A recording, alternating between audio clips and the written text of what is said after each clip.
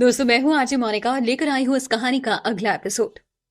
स्वराज के घर से निकलकर लावण्या अपने घर गई, मगर उसे स्वराज के झूठ बोलने पर बहुत गुस्सा आ रहा था। वो घर पर किसी को इस बारे में कुछ नहीं बताती है। लंदन में मयंक का प्रोजेक्ट रुका हुआ था, इसलिए उसने वापसी की टिकट करवा ली थी। लावण्या या किसी और को पता नहीं था कि मयंक लंदन से आ रहा है। मयंक काफी खुश था कि घर में सबको सरप्राइज दूंगा।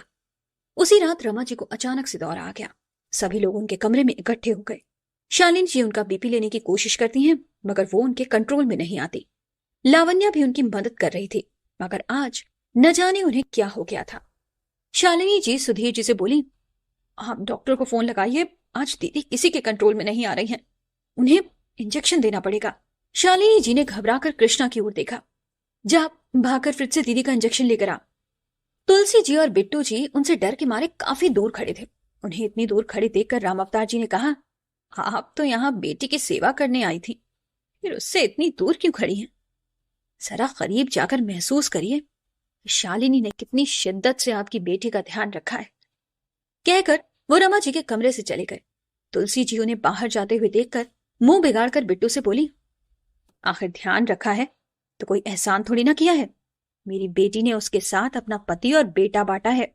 कृष्णा जब तक इंजेक्शन लेकर आती, शालिनी जी की जगह सुधीर जी रमा जी के करीब आकर उन्हें झकझोर कर बोले, रमा होश में आओ। सुधीर जी की आवाज सुनकर और उन्हें अपने करीब देखकर रमा जी को मानो अचानक से होश आ गया हो, और वो सुधीर जी को देखकर मुस्कुराने लगे। कृष्णा ने लाकर इंजेक्शन शालिनी जी के हाथ में दिया। शालिनी जी ने कहा, जा इसे रखा, अब इसकी जरूरत नहीं है। रमा जी के होश में आने के बाद सुधीर जी उन्हें पलंग पर लिटाकर उनके रूम से बाहर आने लगे। उन्हें बाहर जाते देखकर रमा जी ने उन्हें रोक लिया। क्या आप थोड़ी देर यहां रुक सकते हैं? सुधीर जी बोले, हाँ जरूर। फिर उन्होंने लावण्या और तुलसी जी की ओर देखकर कहा, आप लोग जाकर आराम करिए। शालिनी, तुम रमा के लिए दूध बनाकर ले आओ, इसे दवाई देनी है। लावण्या और तुलसी जी अपने कमरे में चली गई। सुधीर जी रमा जी के पलंग के पास बैठे थे। रमा जी ने पूछा, क्या मैं आपकी गोद में सर रखकर सो सकती हूँ? ये भी कोई पूछने की बात है? कहकर सुधीर जी ने उनका तकिया हटाकर उनका सर अपनी गोद में रख लिया। सुधीर जी रमा जी के बालों को सहलाने लगे। रमा जी ने उनका हाथ अपने हाथों में ले लिया। तभी शालिनी जी उनके कमरे में उनका दूध लेकर आई, मगर सुधीर जी और रमा जी को एक साथ देखकर वो जलन से भरे गुस्से में कमरे से बाहर निकल गई और कृष्णा को बोली, मुझे कुछ जरूरी काम याद आ गया है, ये दूध ले जाकर रमा दीदी के कमरे में देकर आओ। लावण्या किचन में पानी लेने आई थी। शालिनी जी को इस तरह से बोलते देखकर कृष्णा को इशारे से जाने का इशारा किया और उन्हें लेकर उनके कमरे में आ गई। उन्हें बिस्तर पर लटाकर हल्के हाथों से उनका सर दबाते हुए मसाज करने लगी। शालिनी जी ने कहा, लावण्या, रात बहुत हो गई है, तुम जाकर आराम करो, मैं ठीक हूं। हाँ मासा, हमें पता है आप ठीक हैं, मगर हम आपके मन की बात जानना चाहते हैं। क्या आप हमारे साथ शेयर करेंगी? लावण्या ने पूछा। उसकी बात सुनकर शालिनी जी की आंखों में आंसू आ गए। शालिनी जी ने जवाब दिया, लावण्या, हमें कुछ समझ में नहीं आ रहा है। हम जानते हैं कि रमा दीदी का सुधीर जी पर हमसे ज्यादा हक है, मगर हम चाह कर भी सुधीर जी को रमा दीदी के करीब नहीं देख सकते। तुम इसे हमारा प्यार कह लो या हमारी जलन, मगर अब उम्र के इस मोड़ पर हम सुधीर जी को नहीं बांट सकते। अभी सुधीर जी रमा दीदी के कमरे में हैं और ये हम बर्दाश्त नहीं कर पा रहे हैं। तुमने देखा लावण्या, रमा दीदी तुम्हारे और हमारे दोनों के कंट्रोल में नहीं आ रही थी, मगर सुधीर जी की एक आवाज से उन्हें होश आ गया। ये सब क्या है लावण्या? लावण्या बोली, हम ये तो नहीं कहेंगे कि हम आपकी तकलीफ समझते हैं, क्योंकि हर इंसान की तकलीफ का पैमाना अलग होता है, मगर हम इतना जरूर कहेंगे कि आपको अपने रिश्ते के साथ साथ बड़ी माँ और बाबा साहब दोनों के रिश्ते का मान रखना है। आखिर किसी भी मानसिक स्थिति में हो बड़ी माँ है तो बाबा साहब की पहली पत्नी ही। आज भी उनका होश में आना उनके मन में उनके रिश्ते की गहराई को दर्शाता है। आपने उनकी तन मन से सेवा की है, मगर उनके मन के तार अभी भी बाबा साहब के साथ ही जुड़े हैं। आप इस सत्य को तो जानती हैं, मगर उसे स्वीकार नहीं कर पा रही हैं। जैसे जैसे बड़ी माँ ठीक हो रही हैं, वो बाबा साहब के और करीब आने की कोशिश करेंगी। आज उनका बिना इंजेक्शन के कंट्रोल में आ जाना इस बात का सबूत है कि अब उनकी मानसिक स्थिति पहले से बेहतर है। तभी कमरे में रमा जी को सुलाने के बाद सुधीर जी पे आ गए और लावण्या को अपने कमरे में देखकर बोले, बेटा, इतनी रात हो गई है, अब अभी तक सोए नहीं? बस बाबा साहब, हम सोने ही जा रहे थे, ऐसे ही मासा के पास आकर बैठ गए। अच्छा, हम चलते हैं, कहकर लावण्य अपने कमरे में चली गई। सुधीर जी शालिनी जी के पास आकर पूछते हैं, क्या बात है, उदास दिख रही हो? नहीं, उदासी नहीं, सिर्फ थकान है, थोड़ा आराम करेंगे तो ठीक हो जाएंगे, कहकर शालिनी जी करवट लेकर सो गई। मगर आज सुधीर जी की आंखों से नींद कोसों दूर थी। रमा जी का ध्यान रखते हुए आज उन्हें रमा जी के साथ बिताए पल याद आने लगे थे। अगले दिन सुबह शालिनी जी किचन में आती, इसके पहले ही रमा जी ने सभी के लिए कृष्णा की मदद से ब्रेकफास्ट रेडी कर दिया था। शालिनी जी ने आकर कहा, अरे आप इतनी सुबह क्यों परेशान हो रही हैं? कल रात आपकी तबीयत भी ठीक नहीं थी, आपको आराम करना चाहिए, और आप यहाँ किचन में लगी हुई हैं। फिर कृष्णा को आंख दिखाते हुए बोली, तुम्हें समझ में नहीं आता, तुम दीदी को मना नहीं कर सकती थी? उसकी गलती नहीं है, उस बेचारी ने तो हमें किचन से बाहर करने की भरपूर कोशिश की थी शालिनी, मगर हमने उसकी कोशिश कामयाब नहीं होने दी, कहकर रमा जी हंसने लगी। फिर शालिनी जी को बताने लगी, तुम्हें पता है शालिनी, जब हमारी शादी हुई थी तो मैंने अपनी पहली रसोई में खीर के साथ सादी पूरी बनाने के बजाय बेड़मी पूरी बनाई थी। बाबा सा और मासा ठहरे पक्के राजस्थानी, उन्हें तो हमारी बनाई वो यूपी की डिश खास पसंद नहीं आई, मगर सुधीर जी और मालिनी बाईसा को बहुत पसंद आई थी। मालिनी बाईसा ने तो हमसे वो रेसिपी बनाना भी सीखा था। हमें ये रेसिपी हमारी सहेली की मासा ने सिखाई थी, उनका मायका मथुरा में था। कल रात को बातों ही बातों में सुधीर जी ने हमसे पेड़ में पूड़ी बनाने को कहा था, तो आज सुबह हम उनकी ये इच्छा पूरी करने किचन में आ गए। अब जरा चेक करके बताओ ठीक बनी है या फिर नहीं। शालिनी जी उनकी बात सुनकर अतीत में चली गई। कई बार सुधीर जी ने उनसे बेड़मी पूड़ी बनाने को कहा था, मगर कई बार कोशिश करने के बावजूद भी उनसे ठीक से नहीं बन पाती थी। आज रमा दीदी के हाथ की फूली हुई बेड़मी पूड़ियां और मसालेदार हींग वाले आलू की खुशबू से उनका मन कसैला हो गया। उन्हें लगने लगा था कि रमा दीदी सुधीर जी के पेट के जरिए उनके दिल तक पहुंचने का रास्ता तो नहीं बना रही। रमा जी ने पूछा, किस सोच में डूबी हुई हो शालिनी? शालिनी जी बोली, कुछ नहीं, हम लावण्या को देख कर आते हैं, वो तैयार हुई या नहीं, कहकर शालिनी जी किचन से बाहर चली गई। रमा जी की बनाई पेड़मी पूड़ी सभी को बहुत पसंद आई। मोहिनी ने तो पहली बार उस पूरी का स्वाद चखा था। सुधीर जी की आंखों में पेड़मी पूड़ी के लिए चमक देखकर रमा जी का मन भर आया। रमा जी जितनी खुश हो रही थी, शालिनी जी उतना ही अंदर अंदर उड़ रही थी। लावण्या दोनों की आंखें पढ़कर भी अपने मन की कोई बात उन दोनों से ना कर पाई। उसने नाश्ता करके सुधीर जी से कहा, बाबा साहब, आज हमें फैक्ट्री की साइट पर जाकर सिंह इंडस्ट्री के माल की प्रोग्रेस देखनी है, क्योंकि उनकी डिलीवरी डेट नजदीक है। उसके बाद हमें बैंक जाकर बैंक के स्टेटमेंट टैली करने हैं।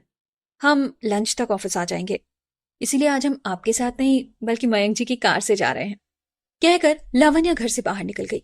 कार में बैठकर ड्राइवर को फैक्ट्री पर जाने का बोलकर खुद लैपटॉप पर कुछ काम करने लगी। ड्राइवर गाड़ी चलाता हुआ अनजान रास्ते पर ले जा रहा था, मगर लावण्या का ध्यान अपने काम पर होने से उसे रास्ते का ध्यान नहीं आ रहा था। तभी अचानक उसके फोन पर ठकुरानी सा का फोन आता है। उनसे बात करते हुए लावण्या की निगाह रास्ते पर जाती है। 2-3 मिनट चलने के बाद लावण्या को यह रास्ता अनजाना सा लगता है। वो ड्राइवर को गाड़ी रोकने का बोलती है, मगर तभी अचानक ड्राइवर गाड़ी की रफ्तार बढ़ा देता है। तो दोस्तों, आज के इस एपिसोड की कहानी यहीं तक। अगला एपिसोड लेकर जल्द मिलूंगी आपसे। दोस्तों, मैं हूं आज मोनिका और मेरे साथ आप सुन रहे हैं ये शो मृग तृष्णा सा प्यार पिया। तो अब बढ़ते हैं कहानी के इस एपिसोड में आगे। तेज चलती गाड़ी में लावण्या बार बार गाड़ी रोकने को बोल रही थी। गाड़ी के कांच खोलकर मदद के लिए पुकारने की भी कोशिश की, मगर वो नाकाम हो गई, क्योंकि ड्राइवर ने कांच और गेट दोनों सेंट्रल लॉक कर दिए थे। लावण्या अपना पर्स उठाकर ड्राइवर पर वार करने लगी। एक हाथ से गाड़ी चलाता हुआ ड्राइवर दूसरे हाथ से लावण्या के वार को रोक रहा था। लावण्या को कुछ समझ में नहीं आ रहा था कि क्या किया जाए। लावण्या के हाथ से फोन गिर गया था, मगर फोन चालू था। ठकुरानी साहब लावण्या की आवाज सुनकर परेशान हो गई। उन्होंने तुरंत ही शालिनी जी से फोन पर संपर्क करना चाहा, मगर हो नहीं पाया। तभी उसी समय हिम्मत वहां आ गया। ठकुरानी सा को घबराते हुए देखकर वो पूछने लगा, क्या बात है, आप इतनी परेशान क्यों दिख रही हैं? ठकुरानी सा ने कहा, लावण्या किसी मुसीबत में है हिम्मत, ये देखो उसका फोन चालू है मगर वो परेशान है। हिम्मत भी फोन पर लावण्या की बार बार गाड़ी रोकने का कहने की आवाज सुनकर परेशान हो गया और ठकुरानी सा से बोला, आप किसी से संपर्क करने की कोशिश करिए, तब तक मैं जयपुर जाकर मामले की तह तक पहुंचता हूं। कहकर हिम्मत तुरंत ही जयपुर के लिए निकल गया। ठकुरानी सा का दिल बैठा जा रहा था, मगर वो चाह कर भी किसी से संपर्क नहीं कर पा रही थी। शालिनी जी का फोन कमरे में था। सुधीर जी ने मीटिंग में होने के कारण अपना फोन साइलेंट कर दिया था और राम अवतार जी अपना फोन घर पर ही रखकर मंदिर चले गए थे। लावण्या ड्राइवर से बार बार गाड़ी रोकने का बोलते हुए रोने लगी। उसे रोते देखकर ड्राइवर ने अपना कैप हटाकर पीछे मुड़कर देखा, मगर लावण्या उसकी ओर ना देखते हुए उससे बार बार गाड़ी रोकने का बोल रही थी। ड्राइवर उसकी ओर देखते हुए बोला, एक बार आप रोना बंद करके ऊपर तो देखिए। मगर लावण्या गर्दन नीचे ही किए रही। उसकी हालत देखकर ड्राइवर जोरों से हंसने लगा। ड्राइवर की हंसी सुनकर लावण्या गुस्से में ऊपर देखने लगी और ड्राइवर को देखकर उसे हंसना, रोना और गुस्सा सब एक साथ आ गया, क्योंकि ड्राइवर कोई और नहीं बल्कि मयंक था। उसे अचानक अपने सामने देखकर लावण्या सोच भी नहीं पा रही थी कि वो क्या कहे। वो सिर्फ इतना कह पाई, आपने तो मेरी जान निकाल दी थी। मयंक ने उसके मुंह पर हाथ रख दिया। फिर कभी जान निकलने की बात मत करना। लावण्या ने पूछा, अचानक आप यहां कैसे? कोई खबर भी नहीं की आपने? उसकी बात सुनकर मयंक मुस्कुरा दिया। कुछ पेपर साइन करने थे, इसलिए आना पड़ा। फिर सोचा इसी बहाने सबको सरप्राइज दूंगा, इसीलिए खबर नहीं की। बोलो, कैसा लगा मेरा सरप्राइज? बताइए मैडम, आप कहाँ जा रही थी? कहाँ छोड़ दे ये नाचीज आपको? लावण्या बोली, बस फैक्ट्री ही जा रही थी। सिंह इंडस्ट्री का वर्क प्रोग्रेस देखना था। मयंक ने कहा, तुम्हें फैक्ट्री छोड़ देता हूं, फिर सारे पेपर साइन करने के बाद मैं तुम्हें फैक्ट्री से ले लूंगा। आज सारा दिन तुम कोई और काम नहीं करोगी। लंच करने के बाद हम लोग थोड़ा सा वक्त एक दूसरे के साथ बिताएंगे। मयंक ने लावण्या को फैक्ट्री में छोड़कर स्वराज को फोन लगाकर कोर्ट में मिलने के लिए बोला। मयंक को अचानक इंडिया आए देखकर स्वराज ने उससे पूछा, अरे अचानक से इंडिया आ गए और दोस्त को सीधे कोर्ट में घसीट रहे हो? सब खैरियत तो है ना? उसकी बात सुनकर मयंक ने मुस्कुराकर जवाब दिया, जब दोस्त तुम्हारे जैसा हो तो सब कुछ ठीक ही होता है। कुछ जरूरी पेपर कोर्ट में साइन करने होंगे। तुम्हारे और मेरे दोनों के सिग्नेचर होने चाहिए, तो तुम मुझे कोर्ट में मिलो। वकील साहब हमारा इंतजार कर रहे हैं। स्वराज उससे और परेशान करने के उद्देश्य से कहने लगा, मेरी तो अभी एक जरूरी मीटिंग है, अभी नहीं आ पाऊंगा। लंच के बाद मिलते हैं। मयंक ने कहा, तुम्हारी मीटिंग से जरूरी है ये पेपर साइन होना। मैं ये पेपर साइन करने के लिए लंदन से आया हूं और तुम मीटिंग की बात कर रहे हो। तुम्हारी मीटिंग को तुम पोस्टपोन करके मुझे अर्जेंटली कोर्ट में मिलो। और बिना उसकी बात सुने मयंक ने फोन कट कर दिया। हिम्मत बार बार लावण्या को फोन लगाकर संपर्क करने की कोशिश कर रहा था, मगर उसका फोन नीचे करने के बाद कुछ समय तो चालू रहा, मगर फिर स्विच ऑफ हो गया। लावण्या को इस बात का पता ही नहीं था कि उसका फोन स्विच ऑफ है। वो फैक्ट्री में सारा काम देख रही थी। उसका फोन स्विच ऑफ होने से हिम्मत और टेंशन में आ गया। उसने सोचा, जयपुर पहुंचने के पहले किसी से तो संपर्क हो जाए, जिससे पता चले कि लावण्या कहाँ है। उसने मोहिनी को कॉल कर लावण्या के बारे में पता किया। मोहिनी ने बताया, भाभी साहब सुबह अकेले ही फैक्ट्री जाने के लिए निकली थी। हिम्मत ने कहा, तुम परेशान मत होना और ना ही घर में किसी को बताना। लावण्या किसी मुसीबत में है। मैं रतनपुर से जयपुर के लिए निकल गया हूं, 1-1.5 घंटे में पहुंच जाऊंगा। इस बीच तुम भी लावण्या से संपर्क करने की कोशिश करो। अगर कुछ पता चले तो मुझे फोन लगाकर बता दो। उसकी बात सुनकर मोहिनी घबरा गई। उसका मन हुआ कि जाकर शालिनी जी को सब कुछ बता दे, मगर फिर उसने सोचा, मासा कल रात से ही टेंशन में है। अभी जब तक सब कुछ क्लियर नहीं हो जाता उन्हें बताकर और टेंशन नहीं दे सकती। वो भी लावण्या को बार बार फोन ट्राई करने लगी, मगर फोन स्विच ऑफ था। मोहिनी हिम्मत से बोली, मेरा दिल बैठा जा रहा है हिम्मत, क्यों ना हम पुलिस में कंप्लेंट कर दें। हिम्मत उसे समझाने लगा, एक बार मैं वहां आ जाऊं, फिर सामने बैठकर दादा सा और काका सा को समझाकर पुलिस के पास जाएंगे। कहीं ऐसा ना हो कि वो लोग टेंशन ले लें। मोहिनी भी सोचने लगी, बात तो हिम्मत की सही है, और वो हिम्मत के आने का इंतजार करने लगी। लावण्या का फैक्ट्री का काम खत्म हो गया था। वो मयंक का इंतजार करने लगी। कोर्ट में स्वराज और मयंक ने पेपर साइन कर सबमिट कर दिए। पेपर सबमिशन के बाद स्वराज मयंक से कहने लगा, अब तुम लंदन से आ गए हो तो क्यों ना हमारी डील की खुशी में एक पार्टी ऑर्गेनाइज कर ली जाए। मयंक बोला, तुमने तो मुझे इतना व्यस्त कर दिया है कि मुझे कल वापस लंदन के लिए निकलना है। लंदन जाने के पहले आज की शाम दोस्तों के नहीं, लावण्या के नाम है। सॉरी, फिर कभी मिलते हैं।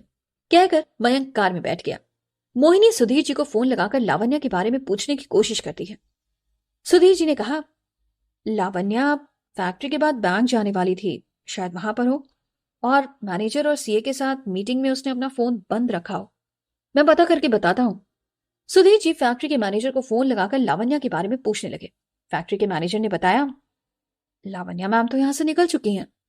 सुधीर जी मोहिनी को फोन लगाकर बोले, तुम बेकार ही चिंता कर रही थी, लावण्या जरूर मीटिंग में है, इसीलिए उसका फोन बंद है। उसकी बात सुनकर मोहिनी को थोड़ी देर के लिए शांति हुई। फिर उसने सोचा, हिम्मत को फोन लगाकर बता देना चाहिए कि लावण्या भाभी ठीक है। फिर तभी उसे लगा कि चलो इसी बहाने हिम्मत यहां तो आएगा, अभी उसे कुछ नहीं बताती हूँ। मयंक लावण्या को लेकर एक रेस्टोरेंट में लंच करने के बाद लावण्या से पूछने लगा, बताओ कहाँ चलना है, क्या प्लान किया है? लावण्या बोली, मैं तो इतनी खुश हूं कि मैं कुछ सोच ही नहीं सकती, जैसा आप चाहें। मुझे तो कहीं जाने के बजाय तुम्हारे साथ टाइम स्पेंड करना है। चलो हम राजस्थान के जंगलों में घूमने चलते हैं। कहकर मयंक अपनी गाड़ी हाईवे की ओर ले जाकर लॉन्ग ड्राइव पर निकल गया। लावण्या को उसका ये अंदाज पसंद आया। दोनों कार में म्यूजिक सुनते हुए एक दूसरे का हाथ पकड़े थे। तभी हल्की हल्की बारिश शुरू हो गई। लावण्या गाड़ी से बाहर देखते हुए बोली, कितना सुहाना मौसम हो गया है, आप कार यहीं रोक दीजिए। इतने सुनसान में अकेले रुकना ठीक नहीं होगा, थोड़ा सा आगे चलते हैं, गवर्नमेंट का रिजॉर्ट है, वहां पर चलकर रुकेंगे। कहते हुए मयंक सुनसान रोड को देखने लगा। लावण्या अपनी बात मनवाने के लिए मयंक की ओर प्यार से देखने लगी। आप कार रोके तो सही, कितना अच्छा मौसम है, बाहर बादल कितने खूबसूरत लग रहे हैं। मयंक ने देखा बाहर मौसम वाकई बहुत खूबसूरत हो रहा था और मौसम को देखकर लावण्या के चेहरे की खुशी उसे बड़ी प्यारी लग रही थी। उसने कार साइड में रोक दी। लावण्या कार में से बाहर निकलकर बारिश की बूंदों का आनंद लेने लगी। उसे ऐसा करते देखकर मयंक भी कार से बाहर आ गया। दोनों कार के बोनट पर बैठकर बात ही कर रहे थे कि लावण्या ने अपना सर मयंक के कंधे पर रख दिया। तभी अचानक झाड़ियों में से किसी के बाहर निकलने की आवाज आई। लावण्या डर गई और मयंक की ओर देखने लगी। इतने सुनसान में यहां कौन हो सकता है? शायद कोई किसान होगा या हाईवे पर निकलती कार का ड्राइवर होगा, हल्का होने के लिए रुका होगा। कहकर मयंक हंसने लगा। तभी उनके सामने एक बढ़ी हुई दाढ़ी और फटे हुए कपड़े पहने एक बूढ़ा सा शख्स आया, जो शायद कई दिनों से नहाया भी नहीं था। लावण्या उसे देखकर बुरी तरह से डर गई। अजीब सी शक्ल वाला वो इंसान लावण्या के करीब आया और लावण्या से बोला, अब ये वापस आ गया है तो इसे जाने मत देना, बिजनेस इतना जरूरी नहीं है, कहीं ऐसा ना हो कि तुम दोनों हमेशा के लिए बिछड़ जाओ। कहता हूं, अगर कोई सुन ले मेरी बात तो ठीक, वरना। कहता हुआ वो शख्स झाड़ियों के पीछे चला गया। उसकी बात सुनकर लावण्या बुरे तरह से डर गई। तो दोस्तों आज के इस एपिसोड में बस इतना ही। अगला एपिसोड लेकर फिर मिलती हूं आपसे। दोस्तों मैं हूं आरजे मोनिका और अब बढ़ते हैं कहानी के इस एपिसोड में आगे। लावण्या को डरते हुए देखकर मयंक उसका डर दूर करने के लिए बोला, अरे तुम तो डर रही हो, ऐसे किसी की भी बातों में आ रही हो, देखा नहीं कैसी हालत थी, शक्ल से ही कोई चोर उचक्का लग रहा था, तुम्हें डरा कर शायद तुम्हारा पर्स या मोबाइल छीनकर भाग जाता। कहते हुए मयंक हंसने लगा। लावण्या मयंक की ओर देखने लगी। शायद आपकी बात सही है कि कोई चोर या उचक्का होगा, मगर उसे कैसे पता कि आप लंदन से वापस आए हैं?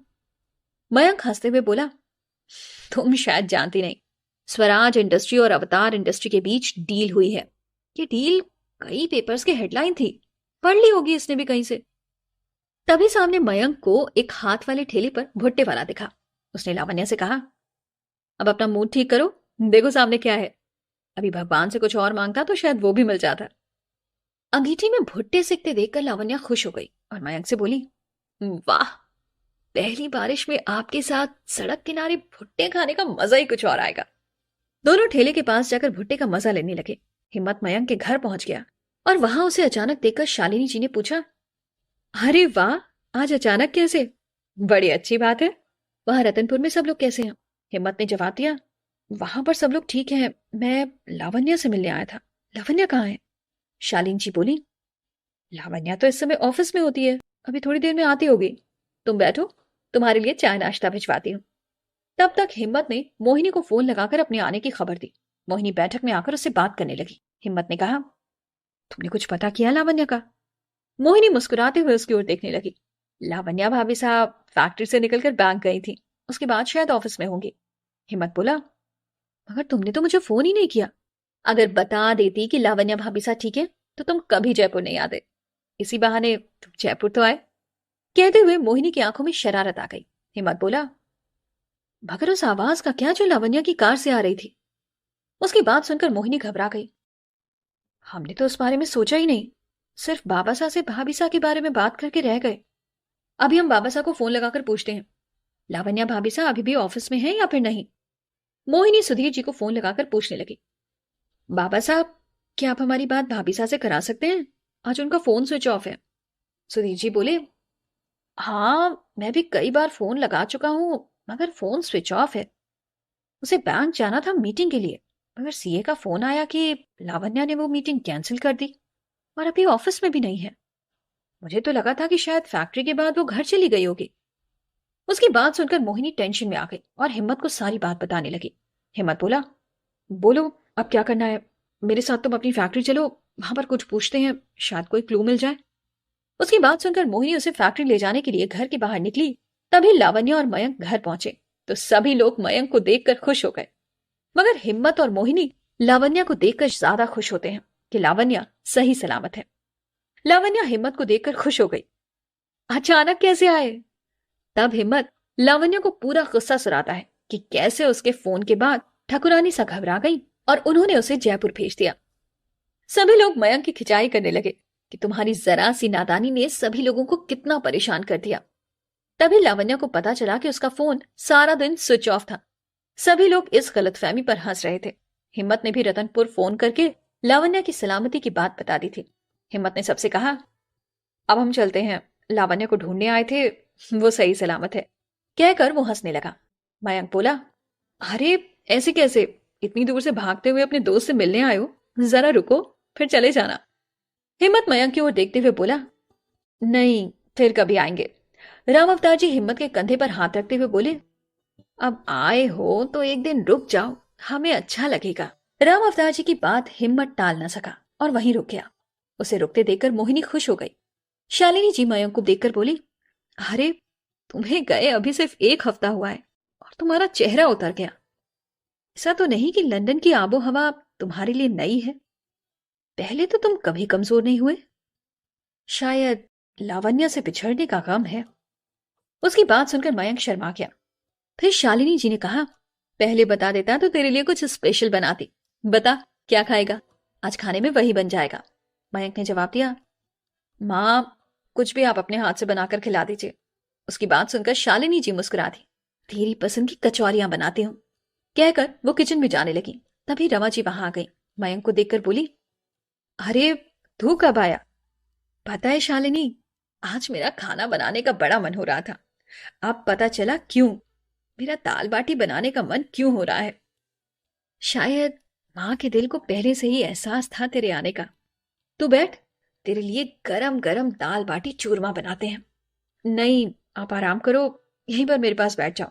शालिनी माँ मेरे लिए कचौरियां बना रही है, आप रहने दो। कहते हुए मयंक ने उनका हाथ पकड़ लिया। अरे कचौरियों का क्या है, तुझे आज दाल बाटी खिलाती हूँ, कहकर वो किचन में शालिनी जी का हाथ पकड़कर किचन में जाने लगी। उन्हें किचन में जाते देखकर शालिनी जी उदास होकर उनसे हाथ छुड़ाकर अपने कमरे में जाने लगी। उन्हें उदास देखकर लावण्या बोली, माँ साहब मेरा कचौरी खाने का मन है, क्या आप मेरे लिए बनाएंगी? उसकी बात सुनकर शालिनी जी के चेहरे पर मुस्कुराहट आ गई और वो लावण्या के लिए कचौरी बनाने किचन में चली गई।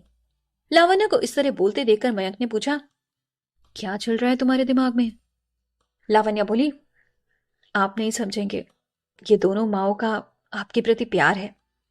किसी भी एक माँ को मना करोगे तो उन्हें बुरा लगेगा, और अभी शालिनी माँ की मन की स्थिति जरा ठीक नहीं है।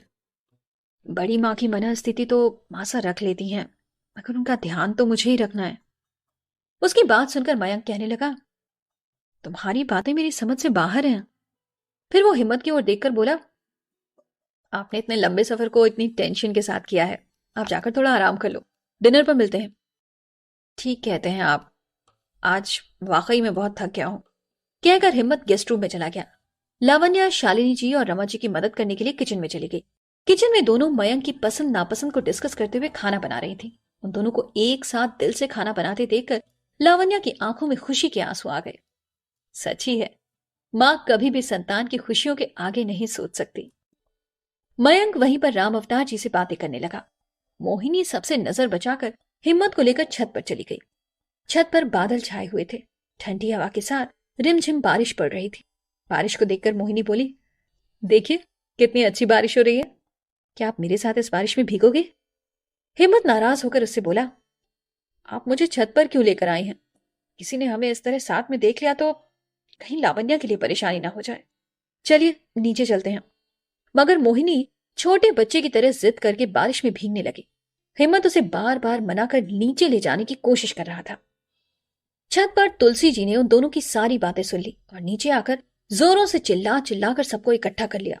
उनकी आवाज से सब लोग बैठक में आ गए। सभी लोगों को देखकर तुलसी जी बोली, अब यही सब देखना बाकी था।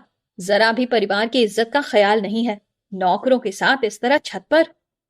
फिर शालिनी जी से कहा, अरे बारे में तो सभी लोग बड़ी बड़ी बातें करे हैं, कहे हैं तूने मारे मयंक को घड़े संस्कार दिए हैं, पर कुछ संस्कार अपनी छोरी को भी दे देती। तुम्हारा मयंक तो स्कूल की मास्टरनियों के भरोसे पला है, छोरी को तो तूने कलेजे से लगाकर रखा था। पर जैसी मां है तैसी ही बेटी, एकदम निर्लज। उनकी जोरों की आवाज और मोहिनी के बारे में शोर सुनकर रमा जी हाइपर हो गई। मोहिनी और कृष्णा उन्हें उनके कमरे में ले गए। मयंक गुस्से में बोला, आपको किसने हक दिया शालिनी मां से इस तरह बात करने का? उसकी बात सुनकर तुलसी जी गुस्से में उसकी ओर देखने लगी।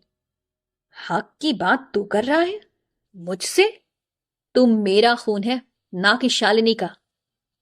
खून की बात तो आप ना ही करो तो बेहतर है। जब हमें आपकी जरूरत थी आप हमारे पास झांकने भी नहीं आई। शालिनी मां ने हमारा ध्यान रखा, कहकर मयंक गुस्से में अपने कमरे में चला गया। तो दोस्तों आज के इस एपिसोड की कहानी यहीं तक। अगला एपिसोड लेकर फिर हाजिर होती हूँ। दोस्तों मैं हूं आरजे मोनिका और लेकर आई हूं इस कहानी का अगला एपिसोड। तुलसी जी मयंक से बोली, कल का जाया छोरा मेरे को सिखा रहा है क्या सही है और क्या गलत। इस घर का भला चाहती हूं इसलिए चुप नहीं रह पाती। आगे तुम लोगों की मर्जी, जैसा ठीक लगे। तभी वहां सुधीर जी भी आ गए और माहौल को देखकर मयंक को शांत रहकर अपने कमरे में जाने को कहा। मयंक के जाने के बाद सुधीर जी तुलसी जी की ओर देखने लगे। मासा, क्या हम जान सकते हैं कि आप क्यों नाराज हैं? मेरी नाराजगी की किसे पड़ी है? क्या किसी ने मुझसे पूछा कि मैं ऐसा क्यों बोल रही हूं? ये छोरी ऊपर इस छोरे के साथ छत पर अकेले थी। कल को कोई ऊंच नीच हो गई तो बदनाम तो परिवार ही होता है ना। तुलसी जी की बातों में उनका गुस्सा साफ नजर आ रहा था। सुधीर जी भी गुस्से में बोले, किस जमाने में जी रही हैं आप मासा? हमेशा किसी भी रिश्ते पर उंगली उठाना आपका पसंदीदा शगल रहा है। तुलसी जी अपने ऊपर बात आती देखकर मोहिनी का हाथ पकड़कर बोली, अच्छा मैं झूठ बोलू हूं तो इस छोरी से ही पूछ ले क्या कर रही थी ऊपर। सुधीर जी गुस्से में मोहिनी की ओर देखने लगे। मोहिनी अपने कमरे में जाओ। तुलसी जी बात को बढ़ाते हुए बोली, बेटी को भेज देने से सच्चाई छुप नहीं जाती। सब लोगों की बातें सुनकर मोहिनी ने जवाब दिया, बाबा साहब आज बात निकली है तो बताऊं, मैं हिम्मत से प्यार करती हूं, मगर हिम्मत और मेरा रिश्ता दोस्ती का है। एक सच्ची दोस्ती में कई बार हिम्मत से इस रिश्ते से आगे बढ़ने को बोला, मगर वो कभी आगे नहीं बढ़ा। मुझे खुशी है कि हिम्मत जैसा मेरा दोस्त है। सुधीर जी गुस्से में मोहिनी की ओर देखते हुए बोले, ये क्या बचपना है मोहिनी, तुम जानते हो कि क्या कह रही हो। दोस्ती तक तो ठीक है, मगर इस रिश्ते को आगे बढ़ाने के बारे में सोचना भी मत। आखिर उसे क्यों नहीं पसंद करूं मैं, उसमें कमी क्या है? इतनी बहस के बाद मोहिनी को भी गुस्सा आ गया।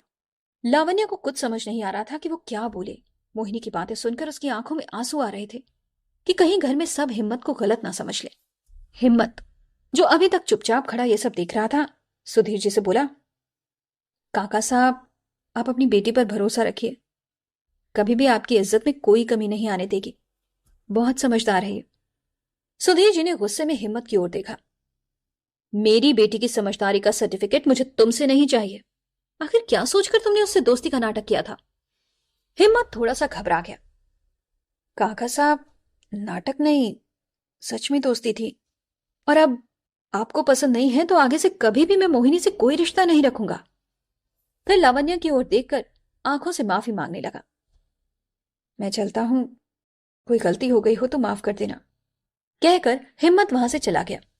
मोहिनी तुलसी जी की ओर देखकर बोली, हो गई आपको शांति? आप जब से आई हैं इस घर में बखेड़ा ही खड़ा करके रखा हुआ है। शालिनी जी ने मोहिनी की बात सुनकर उसे एक तेज चांटा लगा दिया। क्या मासा, आप भी इनकी बातें सुन रही हैं? मैं क्या झूठ बोल रही हूं मासा? कहकर मोहिनी रोते हुए अपने कमरे में चली गई।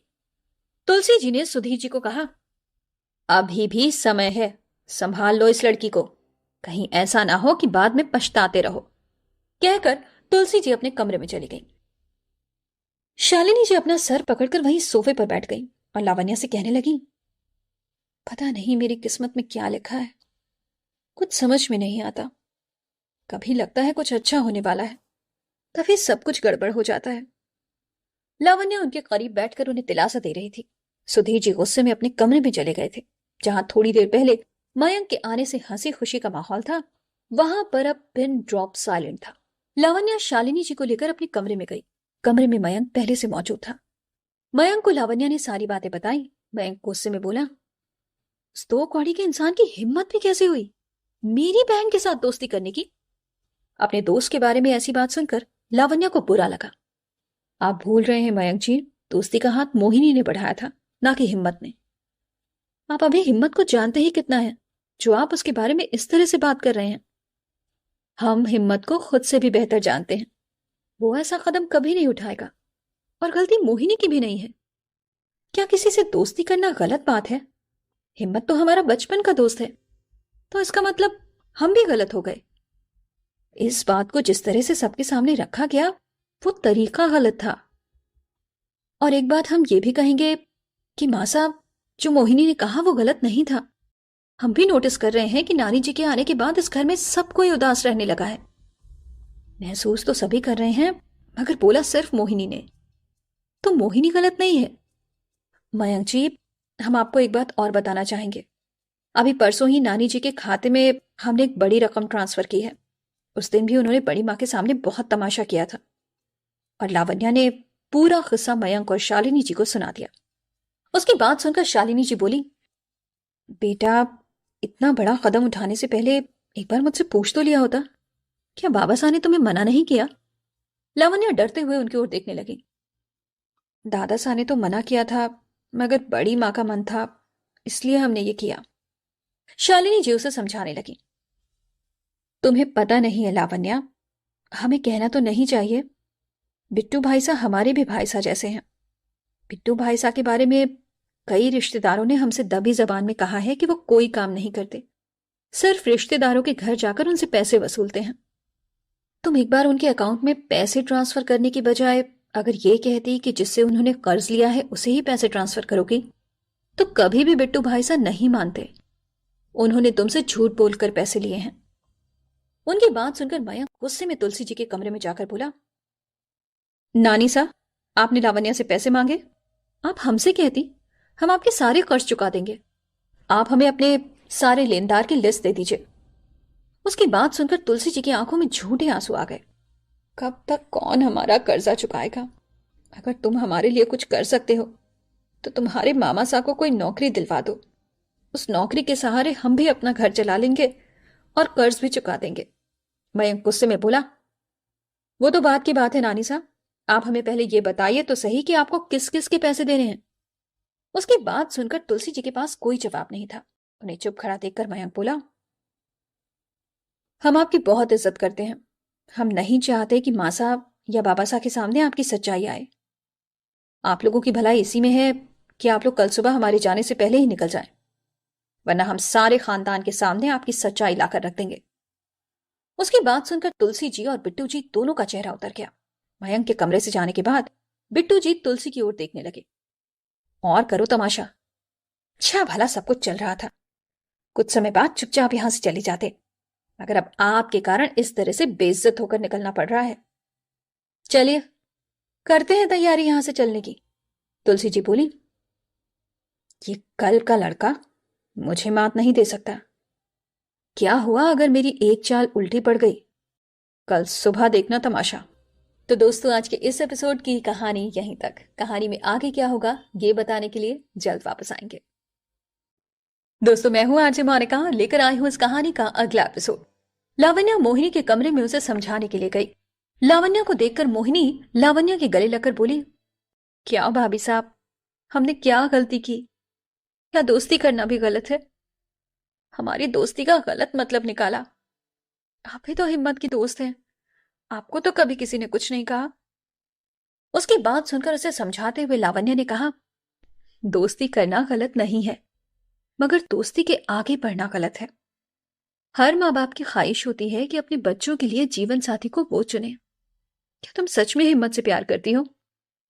नजरें झुकाते हुए मोहिनी ने जवाब दिया, हाँ भाभी साहब, हम हिम्मत से प्यार करते हैं, मगर हमें हमारी हद पता है।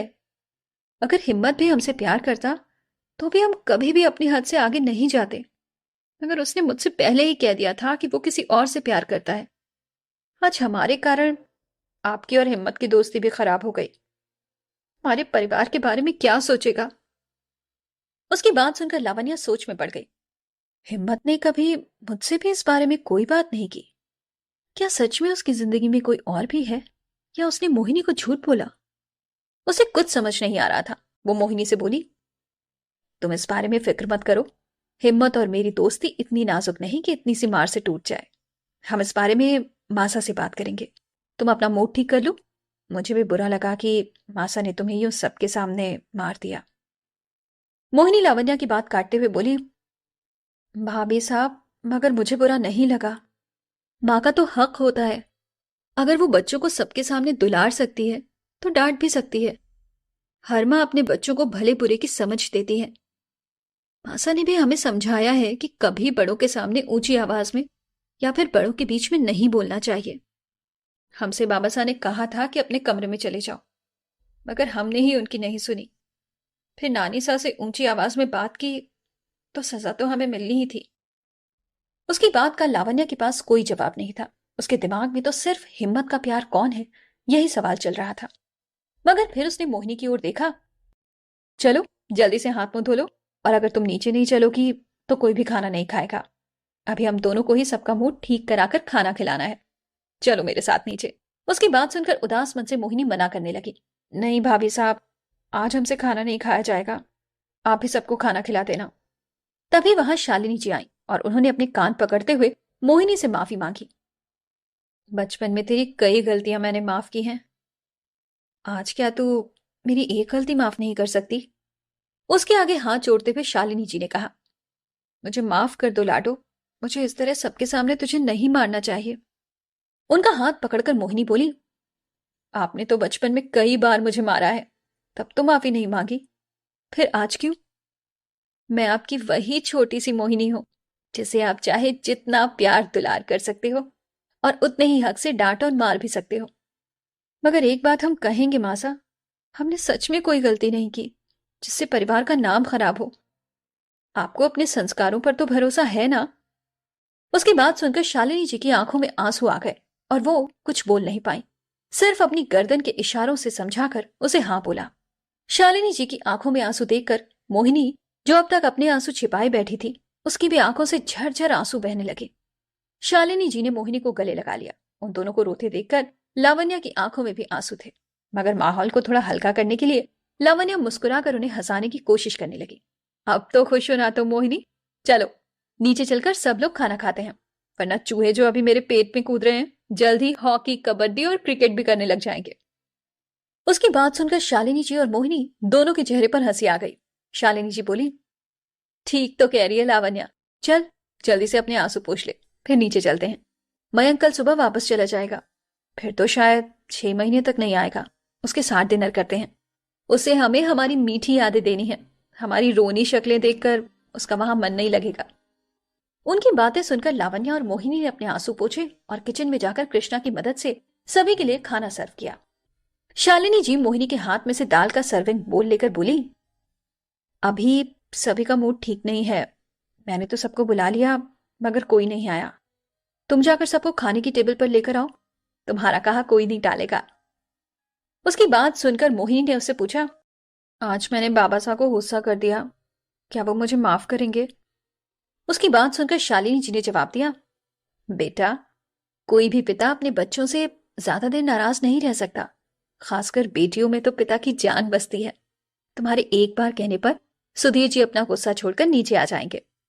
मयंक ने आज तक तुम्हारा कहा टाला है, जो आज टालेगा? सभी तेरे कहने से आ जाएंगे। मोहिनी सबको जाकर खाने की टेबल पर ले तो आई, मगर सभी लोग चुपचाप खाना खा रहे थे। कोई किसी से बात भी नहीं कर रहा था। मोहिनी, लावण्या और कृष्णा तीनों आंखों में बातें करने लगे कि सबकी चुप्पी हटाने के लिए क्या किया जाए। तभी कृष्णा ने मोहिनी के करीब आकर उसके कानों में कुछ कहा। उसकी बात सुनकर मोहिनी की आंखों में चमक आ गई। वो राम अवतार जी की ओर देखकर बोली, दादा साहब तैयारी कर लीजिए एक और बार हारने की। उसकी बात सुनकर राम अवतार जी और सुधीर जी आश्चर्य से उसकी ओर देखने लगे, मगर शायद मयंक उसकी बात को समझ गया था। वो उसे देखकर मुस्कुरा रहा था। लावण्या को कुछ भी समझ में नहीं आया। वो मोहिनी की ओर देखकर इशारों में पूछने लगी, क्या चल रहा है तुम्हारे दिमाग में? उसका सवाल सुनकर मोहिनी ने उससे इशारों में कहा, देखते जाओ मैं क्या करती हूं। राम अवतार जी ने मोहिनी से कहा, अब इस उम्र में पहेलियां मत बुझाया कर, साफ साफ बोल क्या करना है।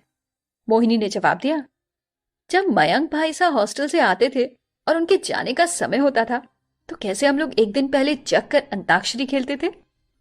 कल मयंक भाई साहब लंदन जा रहे हैं तो क्यों ना आज रात हम सब लोग अंताक्षरी खेलें। राम अवतार जी बोले, इतनी बड़ी हो गई है मगर बचपन अभी तक नहीं किया।